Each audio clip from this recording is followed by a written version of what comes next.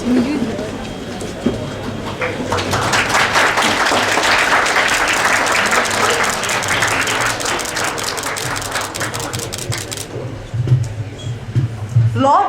Jack Welch, the American business executive of General Electric, once said, "Good leaders create a vision, articulate the vision, passionately own the vision, and relentlessly drive it to completion." A very good morning, everybody. Today, with great pride, I introduce you to Mr. Kiren Rijiju, Honorable Union Minister of State for Home Affairs of India, and a leader par excellence. A very warm welcome to you, sir.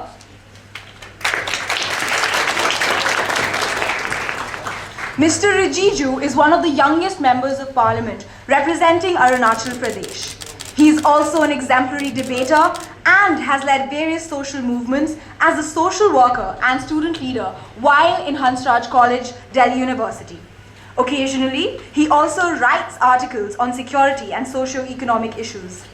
Coming from a politically active family, Mr. Rijiju showed a keen interest in public affairs since his young days. At the age of 31, he was appointed as a member of Khadi and Village Industries Commission and served for 2 years, from 2002 to 2004.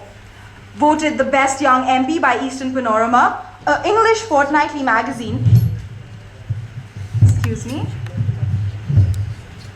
An English fortnightly magazine, Mr. Rijiju is popularly referred to as the voice of Northeast India. He is also a member of the Standing Committee on Energy, the Consultative Committee on Petroleum and Gas, and the Consultative Committee, Ministry of Tribal Affairs and Development of the Northeastern region. With a more than 90% attendance record, and with an impressive regularity in raising questions of national and international importance and participating in key debates, he was duly adjudged as the best young parliamentarian by the media. You are an inspiration for the youth, sir. We are indeed honored to have you with us today, and we would appreciate it if you could share with us a few words about your personal experience, what leadership means to you, who your idol was, and what inspires you. We would also like to know what you would have the youth of today heed in their quest for power. Thank you so much, sir.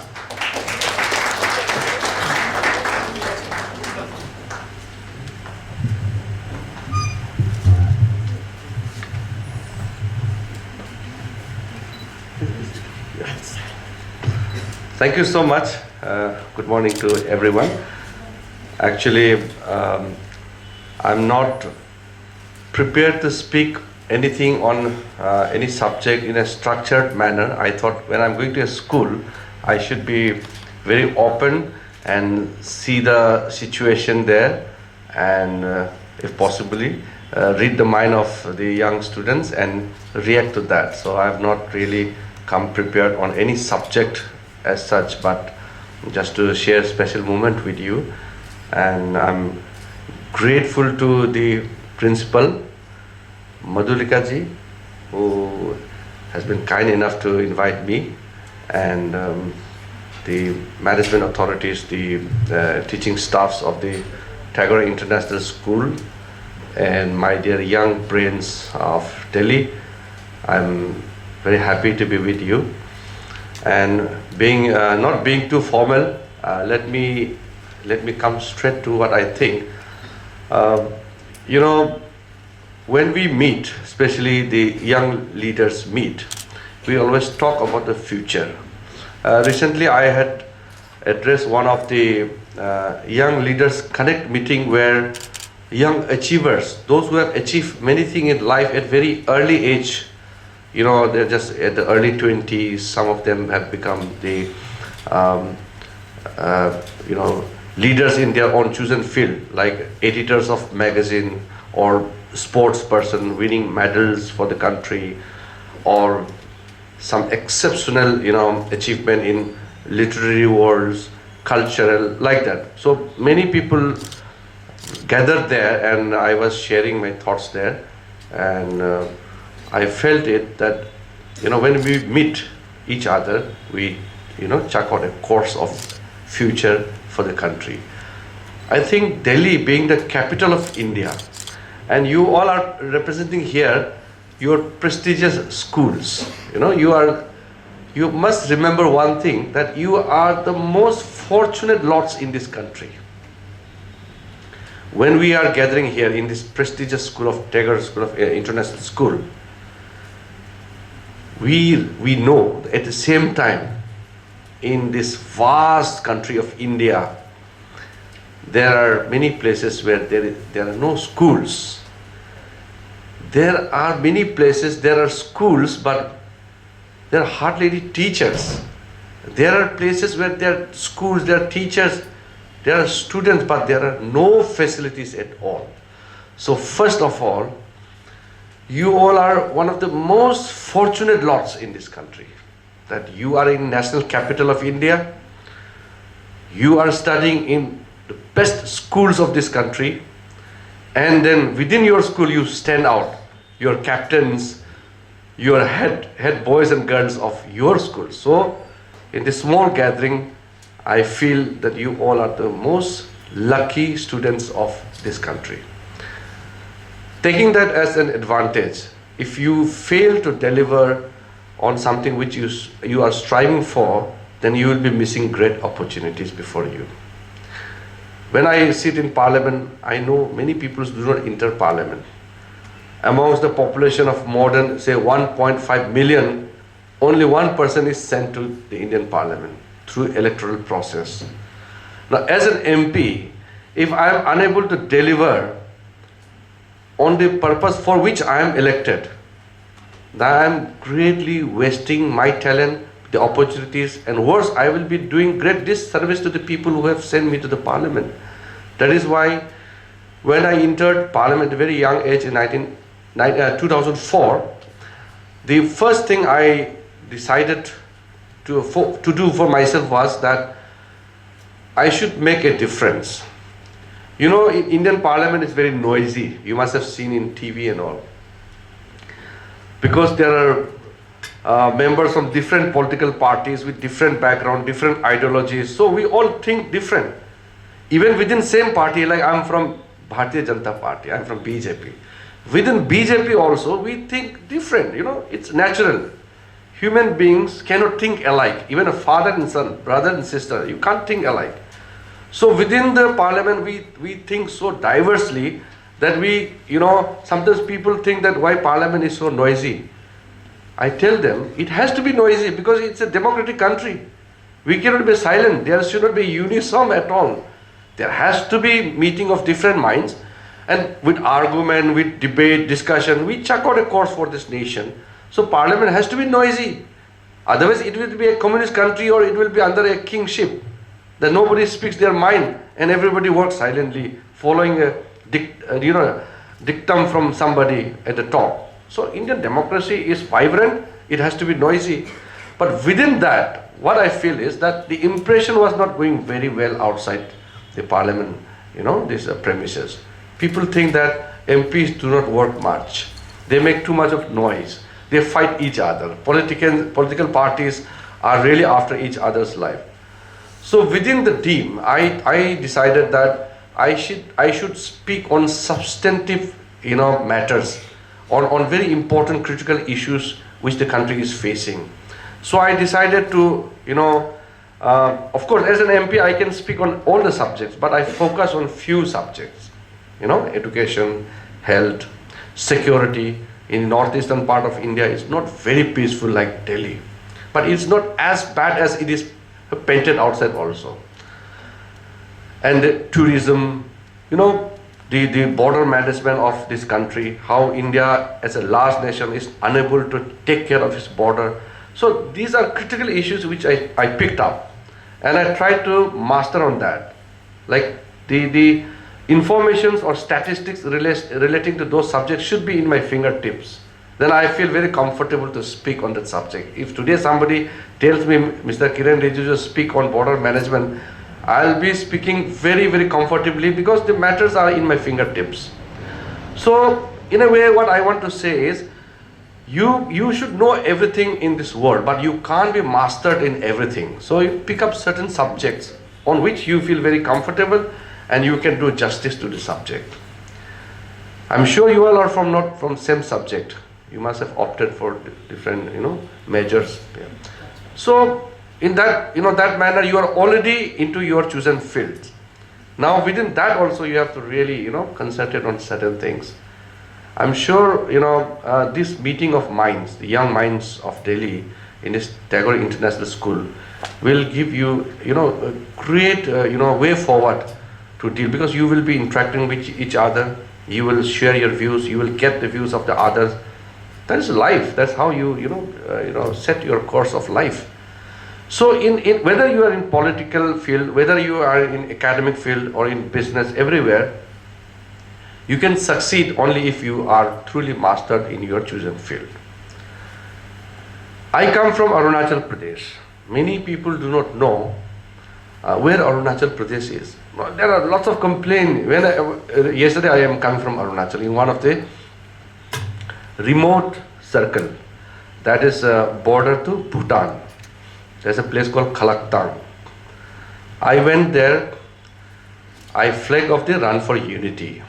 Yesterday was the birth anniversary of Sardar Vallabhbhai Patel. We were showing sense of unity for the nation. Whether it's from Arunachal, Gujarat, Kashmir, Kanyakumari, we are one. So it was a run for unity. So I flagged off, thousands of students were there like you and even younger. There are no colleges and also they were our class 7, 8, 9 up to class 10. Many people do not know where Kerala is or where Goa is. And at the same time people complain there that when we go out on excursion to Delhi, when we go out on excursion to Pune and Mumbai, people don't know. They ask us, where are you from? Then we say, we are from Arunachal Pradesh. They don't know where Arunachal is. There is lack of connect. There is, lack of understanding. There's a lack of knowledge amongst each other. This country is huge. I told them, don't be upset. You don't need to be really, taken aback by such reaction, because India is big. It's a huge country. In fact, in a sense, India is a continent, because India is multi-religious, multi-racial, multi-community, it's multi-ethnic country. This is not an ordinary country. This country is huge. The South Indians, Dravidians, the North Aryans, the Mongoloids, this is a huge country. This is one of the most wonderful country in the world actually. Sometimes we don't realize how great India is. So I told people, whether they complain in East India, South India, Northeast India, don't feel bad if some people of your own country do not know you, simply because this country is too big. In a remote corner in Bihar, where education has reached very late, if somebody doesn't know about Delhi, we can't blame, because he lives in such a remote corner of this country, in a remote village in Bihar, never exposed himself outside the state. How will he supposed to know what is there outside? So what in government we think is that we should open up the society. We should create facilities through internet, communication, road, rail, air connectivity, lots of activities should generate, so that this vibrant country should progress. People can move forward out of their shell, small, confinement of their own territories, come out and see the world, beautiful world. So that we, first of all, we know each other, that we are different in terms of our appearance, in terms of our culture, food habits, dress sense, everything, but we are united by one thing: we are all Indian. That is how we have to come together. So we need to really forge our relation much closely, and then we should, ultimately strive for global leadership. India is an ancient country. We have huge, rich, illustrious, past. Our civilization is rich. And you must be aware by this time, India is one of the richest country in the world. But unfortunately, we are not amongst the rich nations. We are around 1.25 billion people. That's around 125 crore. Now I deal with census. I am the minister in charge for the population census in Home Ministry. It's a huge nation, very big. for a mid-sized country like in Europe, France, like Spain or United Kingdom, Germany, they are mid-sized countries, 5 crore to 6 crore population. Germany is slightly bigger, around 8 crore. For them it's big, but 8 crore is less than the population of Bihar in India. So we are really big, So if you see the total output, total GDP of India, the gross domestic product of India, it will be something like $2.1 trillion as of now today. $2.1 trillion GDP size is big. But compared to the population size of India, if we distribute these resources amongst the people, then it becomes meager. That means the average per capita income of an Indian is something like, $3,000, $4,000. It's very less actually. And, nearly 1/3 of our population survive on less than $2 a day. This is something, it's a huge challenge. I never shy away from, telling my weakness. If India is ailing in some sector, we must admit it and we must look out for means to solve this problem. At the same time, we must enjoy the status of our greatness. If we have achieved in some field, we should sing for that. But if we have failed on another sector, we should introspect on that also. So there's nothing to be, indignated about anything. We should be very honest. That's what I want to say. So my point is, India being a great nation, we are not considered a rich nation. The greatest gift of this country is Indians are brainy. Indians are by birth sharp in thinking. If you see many countries, lots of Indians have done, they have progressed well in scientific fields and other like business and all. But somehow when we feel that India is not amongst the top 5 economies of the world in terms of the real GDP sense, I feel sad. Because we don't deserve to rank that below. Whether it's in the Olympics or whether in the World Economic Forum or whether in any other important field, India deserves to be, if not at number 1, at least number 2 or 3. We are a great nation. That means, despite being, surviving on this foundation of great civilization, if India has not been at the top of the world, that means we have faltered somewhere. There is something wrong, whether in terms of political leadership or social leadership. We have faltered somewhere. We need to do some course correction. We should be proud of our civilization and we should be honest in admitting our mistakes, our faults, our weaknesses. That's why if I say that if my state of Arunachal Pradesh, we are not represented well outside our territory, I told them, it's our fault. If you are not producing great scholars, academicians, scientists and all, that means we have failed to produce quality citizens. So we must introspect on that. Now in Delhi, this is the national capital. This is one of the most important city, not only in the country but in the whole world. India is going to be a great country in future too. Now in being in national capital, you are all, representing your school here.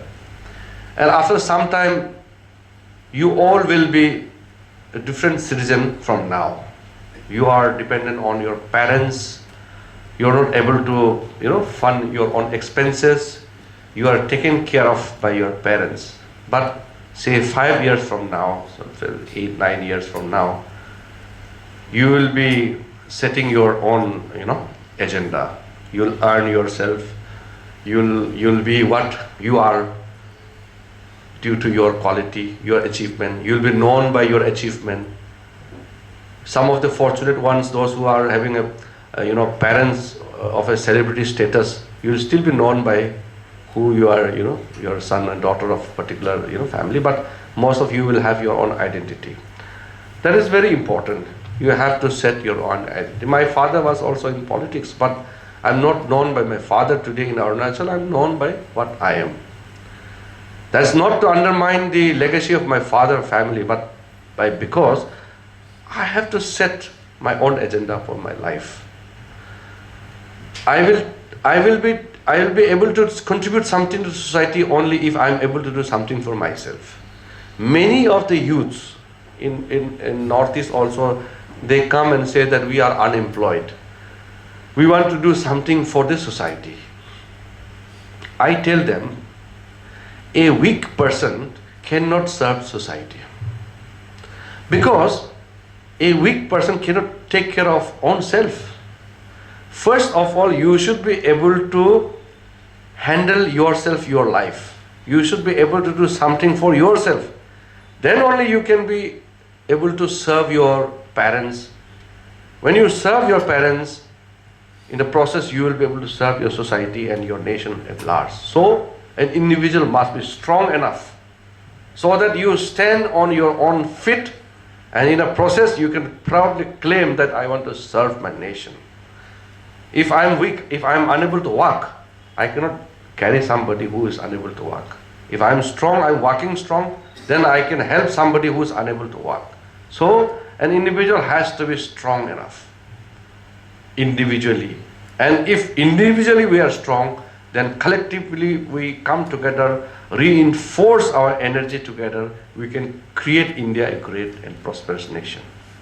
We have to do something for this nation. That is why I said India is a rich nation, not yet with rich people.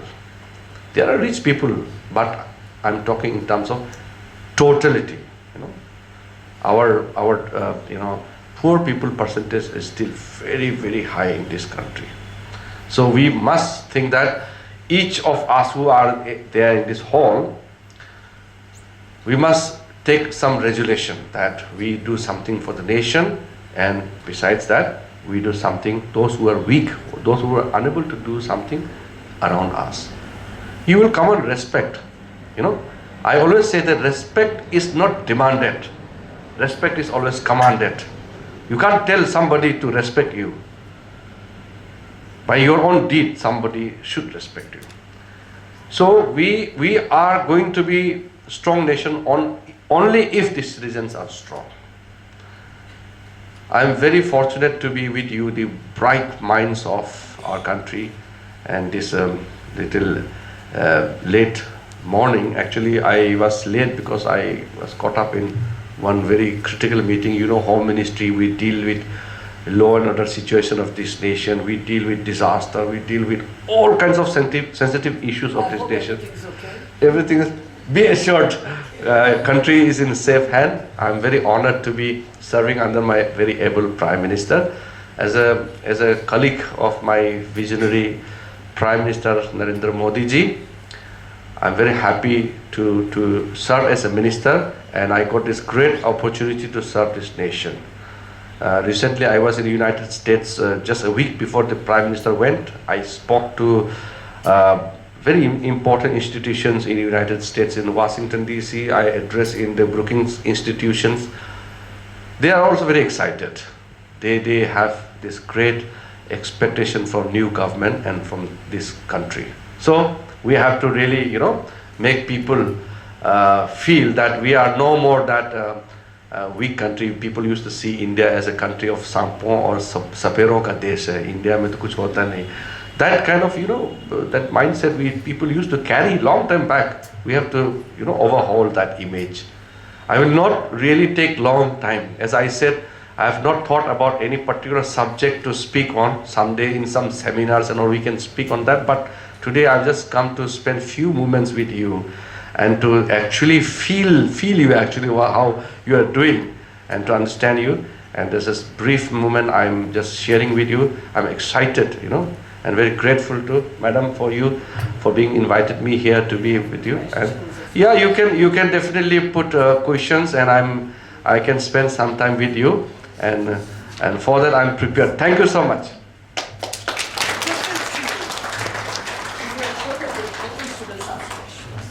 Vida, can we have some different students ask? If there's nobody else, then you can. Over there. Good morning, sir. My name is Ashraf. I'm from Greenfield School.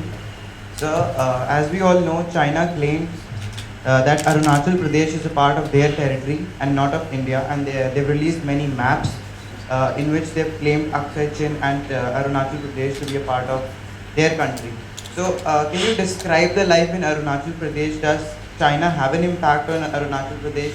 The life of Arunachal Pradesh is in any way, is it disturbed by China, or does it have the same kind of situation as it is there in the rest of India?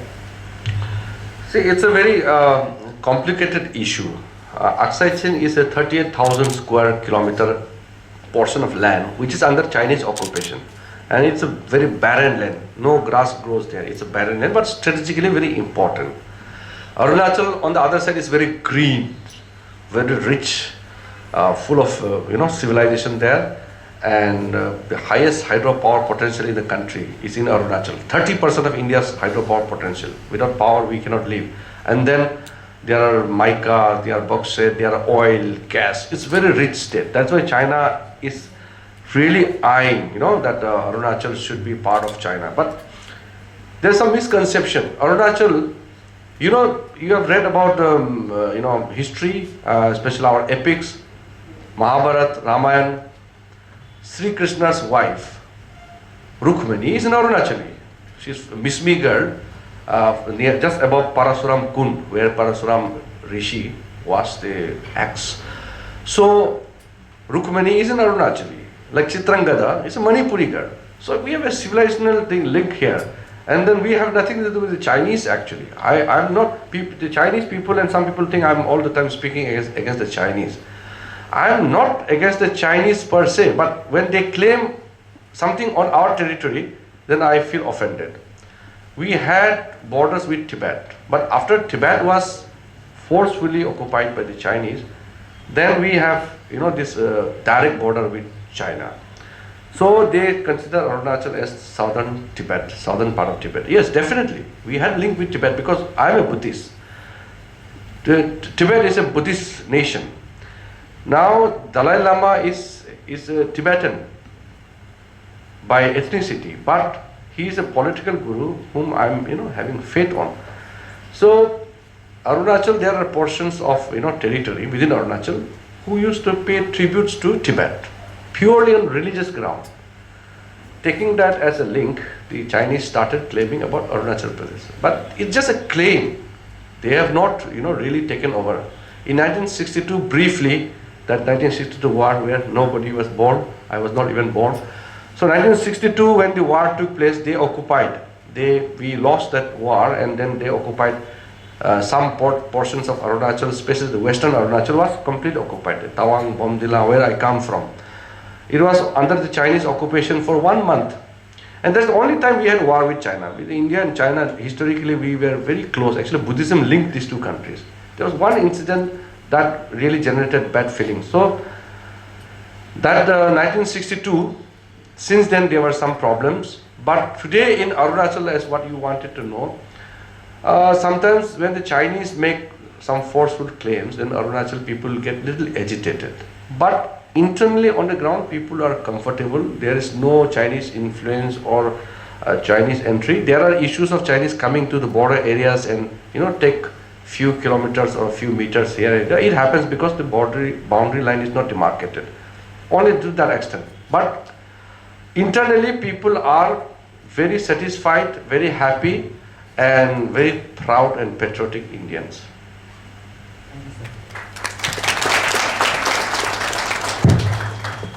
Good morning, sir. I am Bhagirath Bhagwat from Southeast. So I lived in Tawang 2 years. When? In 2005, I was small. Your father was in army? Yeah. Okay. So I still remember some parts. I still remember, like in Tawang, there is great Chinese influence there. So is that a reason why Arunachal Pradesh feels a little cut off from India? The Chinese influence which is there in Tawang? Chinese influence in what sense? Like the people there are more connected in a sense with China. Not exactly. I think you must have been a little misbriefed. It's actually Tibetans, not the Chinese. Because I personally consider Tibetans are different from the Chinese. Though Tibet has been made part of China. So there are people, our people, they are back home. I'm from Bomdila. So Tawang is the next district. They have this religious affinity with Lhasa, with Tibet. But culturally and religiously, our people have no link with Chinese. Yeah. But if there are influence, then we should see that in national interest, we should have friendly relation with China, no doubt about that. But that relation should not turn against our interest. He is raising his hand as nobody else.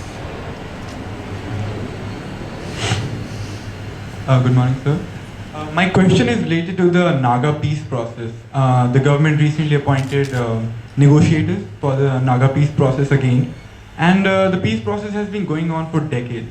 I mean, till the NSCN, Isaac Muiva, and Khaplang, and NSCN Universal, they still have camps all over Nagaland, and they go around in pickup trucks with men in army fatigues, and the CRPF and the army, they can't touch them because of the peace process going on.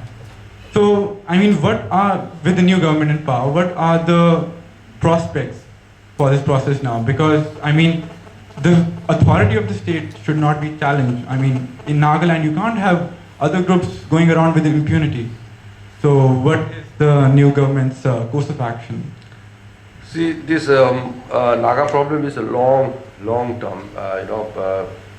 It's a something never-ending type of problem we are facing.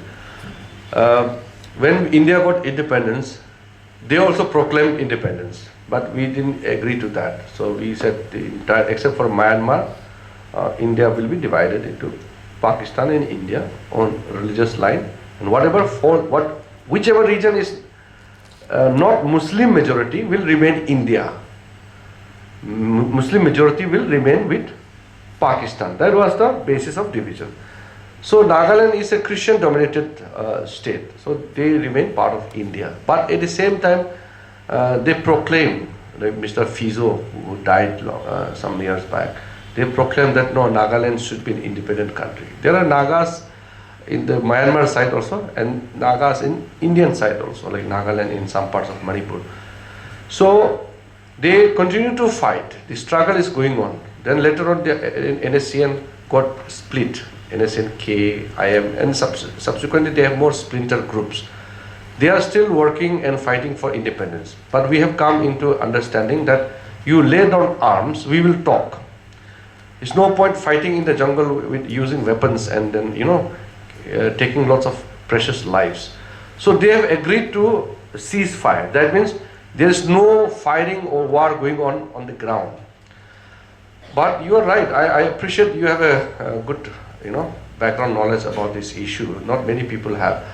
This talk is going on for quite a long time now. So when our government came, I said that the talk cannot go on forever. We must have some cut off time, there must be some objectivity in your talks. You can't just keep on talking forever. So we have charted out a plan. I cannot discuss here because it's a very sensitive matter. We have strategized in particular way to deal with them. We will be very firm.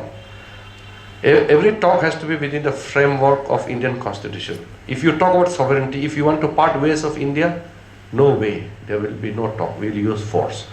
If you want to have some kind of power within the Constitution, which is permitted, you want some kind of autonomy, some extra power with regards to your political, your social, cultural issues, we will give that. But it cannot be just free will. So I'm hoping that very soon we will have some concrete shape in terms of result out of this talk. So we have appointed officers to deal with. Senior officers are being appointed. Okay, 1 year. Sir, with all due respect, and sir, you representing and being a part of the Bharatiya Janata Party, sir. Sir, we as young students, sir, a lot of time we take part in debates or in such group discussions, sir, when topics come up which are recently being discussed a lot. And sir, you being said as the representative of the youth of the country, sir. We actually see you as an icon. So sir, this is one pressing issue which has come up in India lately, sir. So I would like your comment on that. So that is the LGBT rights, that is the lesbian, gay, bisexual and the transgender rights. That was not supported by the Bharatiya Janata Party, sir. So sir, what is your opinion on that? Seeing that we as India always, politicians and we young students always talk about India moving forward or developing in terms of economy. Sir, but isn't India going backwards when we talk about how LGBT rights are being criminalized in a modern society? Yeah, that is very important from the human approach. We must be very human in our approach, not man, woman, with conventional outlook. Our approach should be very human. That's the basis on which we should, portray ourselves. Besides that, see, for any political party, you are born out of a situation. Like Bharatiya Janata Party is considered to be a very right-wing nationalist party because we feel that country should progress with our cultural identity intact. India should go ahead with our cultural ethos in the forefront. We talk about a Sanskriti, Bharatiya Sanskriti. So, Bharatiya Janata Party is the basis for which, it is known for that. So, there are religious beliefs, social practices there, which is there in the society. As a political party, you cannot just brush aside these issues because it touches many people, it rubs in the wrong way. Keeping that in mind, we should not also shy away from the modern approach, but the issue which you raised.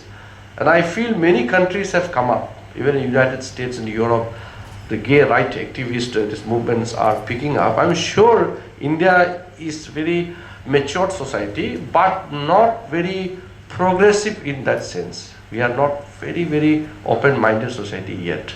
I'm talking of the majority section of this society. So from that point of view, as a minister, I cannot formulate a policy or talk about government policy because it's a collective responsibility.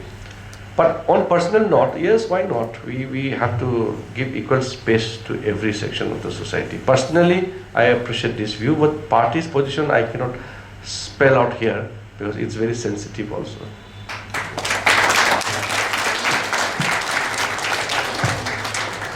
Sir, I'm a student of Tagore International School. My question is, how does the union government plan to balance center and the state equations, especially on the issue of transfer of Chandigarh to Punjab? Well, this is again a historical problem. I am also minister in charge of these union territories. I recently went to Chandigarh. There were many issues, like Delhi. Delhi police, everything comes under us. But Delhi state government wants that this Delhi police should be given to them. But being a national capital, it has to be under the central government.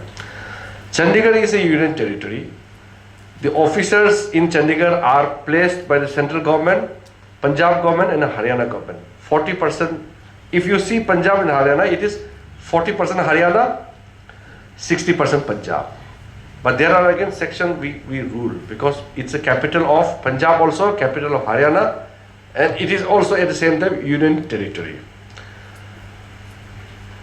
Chandigarh should remain as Chandigarh. It should remain as a separate union territory for various reasons. So it cannot be handed over to either Punjab or Haryana. And it was not agreed upon when it was created a union territory. So it will remain so. The only issue is those people from Chandigarh and the administration, they feel Chandigarh should not come under the sway or control of Punjab or Haryana. They should be more independent, being a union territory. So the Home Ministry should have a much more control. Of course we are controlling, we are running the administration, but they want that being as a capital of both Punjab and Haryana, the interventions or the influence of Punjab and Haryana should be less. That is what the people of Chandigarh feel, largely. I cannot talk about 100% because there are divided opinions, but I am just reflecting the majority opinions of Chandigarh citizens. So they feel that Chandigarh should remain as independent union territory. Sir, myself Naresh Rastogi from Icon International School. Actually, I have a question regarding can our government create a policy kind of thing so that the people who are actually in Pakistan, who are actually captured by the military, those people who are captured in Pakistan, in Australia, or in US, they could be brought back to India again. So all the criminals outside are Indian nation only. There are legal provisions, and there are bilateral issues. Like if we don't have extradition treaty with Pakistan, then anybody who is accused in India who has run away to Pakistan and taken a refuge there cannot be brought back because they are under a sovereign nation. And if there is an extradition treaty, like Abu Salem was arrested in Portugal and was accused of so many things, multiple crimes in India. So we had extradition treaty with Portugal. So when we extradited him to India, they had a rider on that. They say that, okay, we will hand over Abu Salem to India, but provided you have to give us written assurance that he will not be put under death penalty. He should not be hanged. Because we have death penalty provision in this nation, which they don't have. So India gave assurance that, okay, we will prosecute him, but he will not be hanged. We will not give him death penalty. So that this is very complicated actually, very exhaustive subject, and when we have this extradition treaty with any particular country, that's easier for us to get their support when any citizen or any person who is connected to India and wanted in India is in their possession, we can give them. So it depends on, we are doing it, we have extradition treaties with many countries, but with other countries who are remained outside that treaty, we are looking for having understanding with them. So it is an international subject, very complicated, and these are all diplomatic matters, but it's better to have maximum relations with maximum country. Thank you, sir. My name is Mahashweta. I'm from Global School. Last question? Okay, last, I know you have to run. Recently, over the past few months here in Delhi, we've been witnessing a lot of racist crimes. There have been people from the northeast who've had lots of derogatory things said to them, and it's not just them. There's a lot of people from different countries in Africa who've made Delhi their home, but then a lot of people in Delhi treat them as outsiders and they have a lot of derogatory things said to them. So my question is, one, what does the government plan to do about this? How do they plan to stop these racist things? And two, how do you plan to change the overall mentality towards this issue? This will come through awareness and understanding. And as I said, our society, we are not yet really open up. Like, I have a group of MPs from India when I was member of parliament the previous term. We used to go to tour other countries like United States, some European countries. First day or second day itself, our MPs used to get bored because बोलते यहाँ तो रोटी नहीं मिलता है, दाल मिलता नहीं है, खाने पीने का बहुत तकलीफ हो रहा है, यहाँ मज़ा नहीं है, ये कंट्री बेकार का है. We are actually so used to the way we grow up. We are not very adaptive of the outsider things. So we are not really very progressive in that sense. It will take time. We develop very late actually. I'm talking about the modern development. It started very late. So it remains, you are confined to your own comfort zone. Like a few years back, any South Indian comes to Delhi, अरे तुम तो कालू है, तुम ये है, तुम्हारा हाँ South Indian तुम मद्रासी है. Like if you create some kind of a play or a film in Punjab, he'll make fun of. I can't make that sound. They will make sound of that Madrasi tone, that Malayali speaking, Kannada or Tamil speaking. They will just imitate without understanding that sweet language. They will imitate how the Tamilians speak. So you just imitate and make fun, not actually to denigrate or something like that, but just to make fun. So, sensitivity is also important here. It happens. Then some person, they will make fun of the Sikh turbans, which is very religious sanctity is there actually. Then the northeastern people will look a little different. They'll be made fun of somewhere. It's these things are no more relevant in US. That is why if one incident happens in US, it becomes such a spark. If a black man is killed just on the basis of his color, it will be a riot. If I'm walking on a street in the United States, I'm sure some of you must have been there. If you say by mistake Negro, you're gone case. You can't. It's something, it's unacceptable. You are making a remarks on somebody's racial appearance. You can't.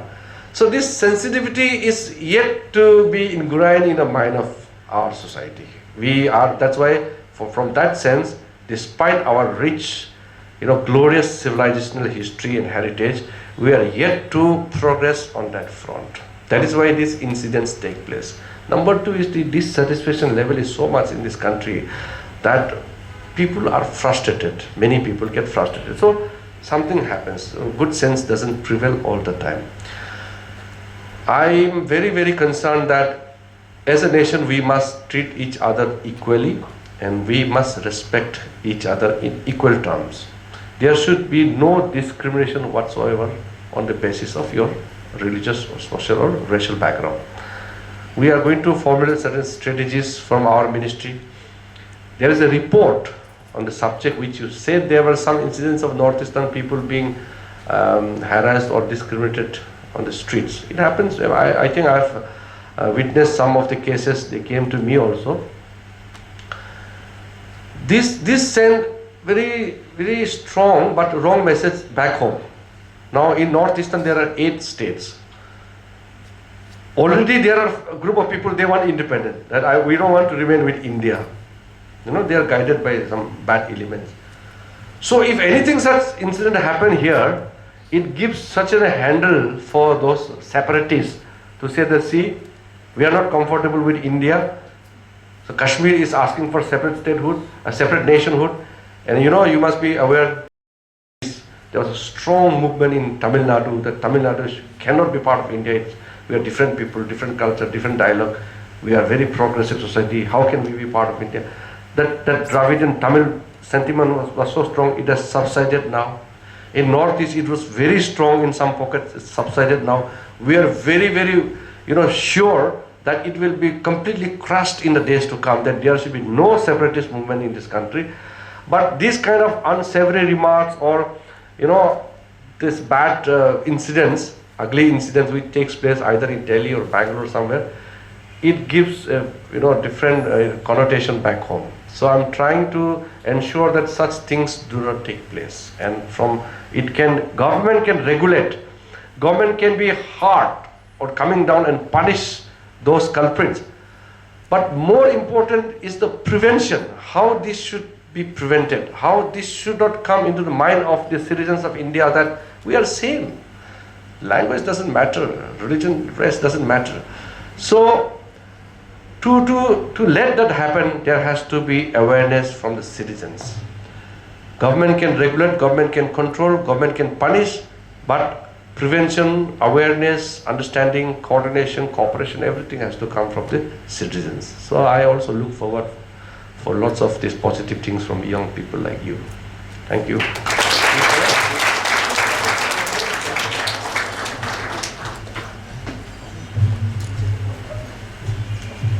Good morning. I, Abhilasha Gandhi, President Student Council, on behalf of the school and the entire audience here, take this privilege to thank you, sir, for taking out some of your precious time to be with us. We are all most grateful to you, sir, for your presence. Thank you for all your motivational and inspirational speech, and also for the new fresh ideas which will obviously motivate and help us, the students and leaders of tomorrow. Thank you. Thank you so much. I hope to see you all sometime.